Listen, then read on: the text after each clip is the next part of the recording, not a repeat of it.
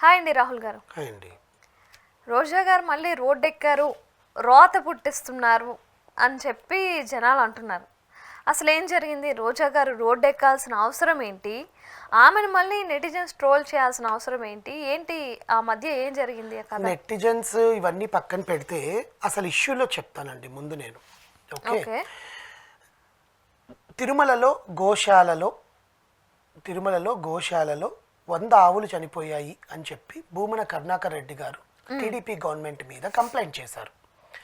మీరు ఆవులనే సంరక్షించలేని కూటమి ప్రజల్ని ఏం సంరక్షిస్తుంది, అందుకే ఇన్ని దారుణాలు జరుగుతున్నాయి అని వాళ్ళ స్టైల్లో వాళ్ళు అడిగారు.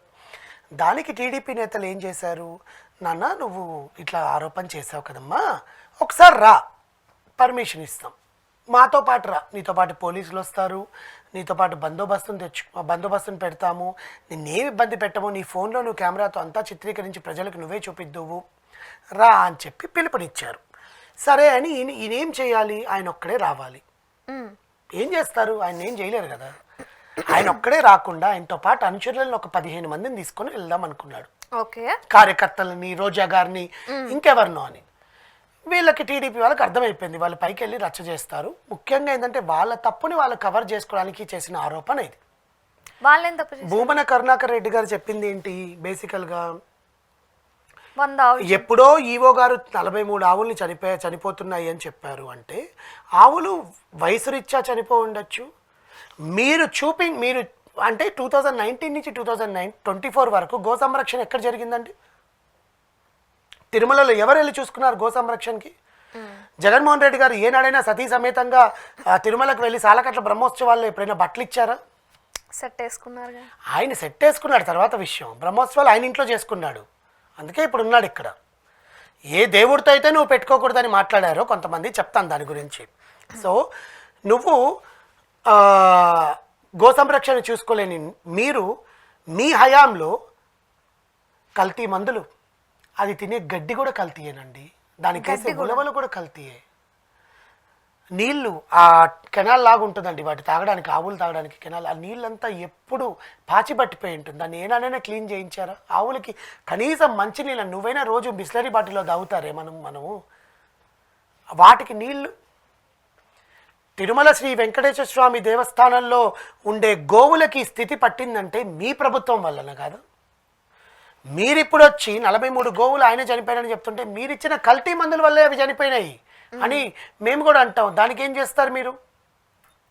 అర్థమవుతుందా అండి? నేను కంక్లూడ్ చేయట్లేదు. మీరు ఎట్లా అవతల వాళ్ళ మీద నిందలేస్తున్నారో నేను కూడా మీ మీద నిందలు వేయచ్చు కదా అంటున్నాను నేను. ప్రభుత్వం వల్ల ఎందుకు వేయట్లేదు? ప్రభుత్వం ఖచ్చితంగా దాని మీద ఎంక్వైరీ వేసి అసలు ఏం జరిగిందో ఏందో కనుక్కునేంత టైం కూడా ఇవ్వాలి కదా. ఈరోజు చనిపోతున్నాయని మీరు రోడ్డెక్కి మాట్లాడితే రేపు పొద్దున్న లోపల నివేదిక వచ్చేస్తుందా? అంటే టీడీపీ గవర్నమెంట్, జనసేన పార్టీ ఏదైనా కూడా వెళ్ళి ఆ పాలక మండలి దగ్గర కూర్చొని అసలు ఏం జరుగుతుందని ఆలోచించే ప్రసక్తి లేదా అని నువ్వు అడుగుతున్నావే. పాలక మండలిని ప్రశ్నించకుండానే పాలక మండలి వచ్చి 43 ఆవులు చనిపోయినాయి, సో రీజన్ మీరు కల్తీ మందులు ఇచ్చారు, కల్తీ ఆహారం పెట్టారు దానికి అని చెప్పినప్పుడు మీ నోర్లు ఏమైనా గొడ్డుపోయాయా? ఈరోజు రోడ్డెక్కి మాట్లాడుతున్నారు. మీరు ఇంత రచ్చ చేస్తారని చెప్పి హౌస్ అరెస్ట్ చేశారు నిన్న. మొత్తం ఆయన కార్యకర్తల్ని అందరినీ హౌస్ అరెస్ట్ చేశారు. జనరల్గా ఆ హౌస్ అరెస్ట్ చేసినప్పుడు రోజా గారు ఎక్కడున్నారో కానీ పరిగెత్తుకుంటూ వచ్చేసి, మీకు అర్థమవుతుందా అండి, ఎక్కడున్నారో కానీ పరిగెత్తుకుంటూ వచ్చేసి రోడ్డు మీద కూర్చొని మాట్లాడడం స్టార్ట్ చేశారు. ఓకే, ఏమని మాట్లాడారు? సనాతన ధర్మం అని చెప్పుకుని తిరిగే పవన్ కళ్యాణ్ గోవుల పైన చనిపోతుంటే గో సంరక్షణ కూడా కాపాడలేని పవన్ కళ్యాణ్ 7 కొండల మెట్లు నువ్వు కదలాలి, నువ్వు కడగాలి. ఆ 7 కొండల మెట్లు నువ్వు అప్పుడెప్పుడో తిరుపతి లడ్డూలో ఏదో నెయ్యి ఇట్లా చెప్పిందండి, ఇంత సర్కాస్టింగ్గా చెప్పింది. తిరుపతి లడ్డూలో కల్తీ నెయ్యి కలిపారని చెప్పి నువ్వు దుర్గమ్మ వెళ్ళి ఆ విజయవాడ దుర్గమ్మ మెట్లన్నీ కూడా ప్రక్షాళన చేశావు కదా. ఇప్పుడు పైన తిరుమల కలియుగ దైవం వెంకటేశ్వర స్వామి గుళ్ళో గోవులని చనిపోతుంటే దానికి ప్రక్షాళన నువ్వు చెయ్యవా? సనాతన ధర్మం అంటున్నవి, ఎక్కడ నీ సనాతన ధర్మం? నీ హయాంలో గోవులని చనిపోతున్నాయని నువ్వు ప్రశ్నించింది రోజా గారు. నేనంటాను, ఏదో కేబీఆర్ పార్క్లో వాకింగ్ చేసినట్టు నగర్ నుంచి తిరుమలకి, తిరుమల నుంచి నగర్కి ఎన్నిసార్లు నువ్వు వెళ్ళుంటావు సంవత్సరంలో? ఏనాడైనా హుండీలో 5 రూపాయలు వేశారా? ఏనాడైనా నువ్వు వేశారా? తిరుమలలో పైన కొండ మీద మీ జగన్మోహన్ రెడ్డి గారు కనీసం వచ్చి సాలకట్ల బ్రహ్మోత్సవాలలో తను సతీ సమేతంగా బట్టలు ఇవ్వకుండా, బ్రహ్మోత్సవాల్లో పాలు పంచుకోకుండా, అక్కడ కొండ మీద జరిగే ఆకృత్యాలన్నీ 2019 నుంచి 2024 లోపల ఏమేం జరిగాయో మా అందరికీ తెలీదా అని నేను అడుగుతున్నాను రోజా గారిని. మీరు తిరుమల బ్రహ్మోత్సవాలకు కానీ లేకపోతే విఐపి టికెట్లకు కానీ నీ కోటాలో ఉండేవన్నీ ఎన్ని లక్షలకు అమ్ముకున్నారనేది మాకు తెలీదా అని నేను అడుగుతున్నాను రోజా గారిని. ఈరోజు మీరు రోడ్డెక్కి ఒక గవర్నమెంట్ని, సీఎంని, డిప్యూటీ సీఎంని ఇష్టం వచ్చినట్టు మాట్లాడుతుంటే ఎవరు ఊరుకుంటారు? గో సంరక్షణ మీద వాళ్ళు ఆల్రెడీ నివేదిక ఇచ్చి షెల్టర్లు లేవండి 2019 నుంచి 2024 వరకు గోవులకి. ఏ రోజైనా గోవుల గురించి ఆ ప్రభుత్వం మాట్లాడిందా? ఈరోజు ఎందుకు మాట్లాడుతుంది? ఆ రోజు ఎందుకు మాట్లాడలేదు? ఈరోజు ఎందుకు మాట్లాడుతుంది? దానికి అడిగితే ఆ రోజు గోవులన్నీ బాగున్నాయి అని చెప్పారు. గోవులు ఎక్కడ బాగున్నాయి? ఏ రకంగా బాగుంటాయి గోవులు?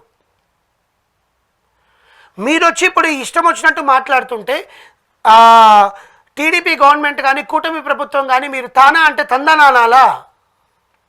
మీరు ఏమి పడితే ఆరోపణలు చేస్తుంటే టీడీపీ గవర్నమెంట్ ఎందుకు ఒప్పుకోవాలి అంటాను నేను.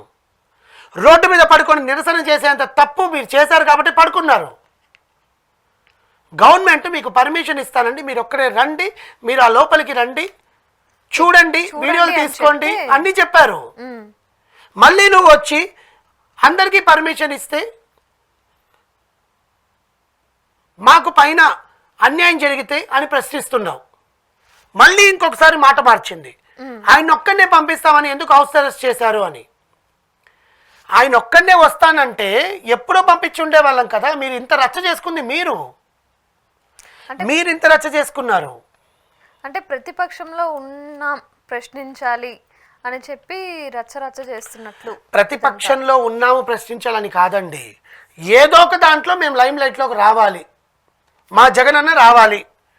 హెలికాప్టర్ విషయంలో జగనన్నని మీరు తప్పుపట్టారు, ఇప్పుడు మేము మిమ్మల్ని తప్పుపడుతున్నాం. వాళ్ళకి కావాల్సింది మనిషిని తప్పుపట్టడం. దానికి ఏ కారణం అయితే ఏంటి, ఏ రాయి అయితే ఏంటి, తలపగలు కొట్టుకోవడానికి అనుకునే టైప్ వాళ్ళది. కానీ దేవుడి మీద మీరు ఇలా నిందలు వేయడం అనేది దేవుడి ప్రదేశం మీద, దేవుడి ప్రదేశంలో ఉండే పశుపక్షాదుల మీద నిందలు వేయడం అనేది తప్పు. సో దీనికి రోజా గారు మాట్లాడిన మాటలకి ఖచ్చితంగా ఆమె బహిరంగంగా క్షమాపణలు చెప్పాలి. చూద్దాం ఏం జరుగుతుందా అనేది. Thank you so much.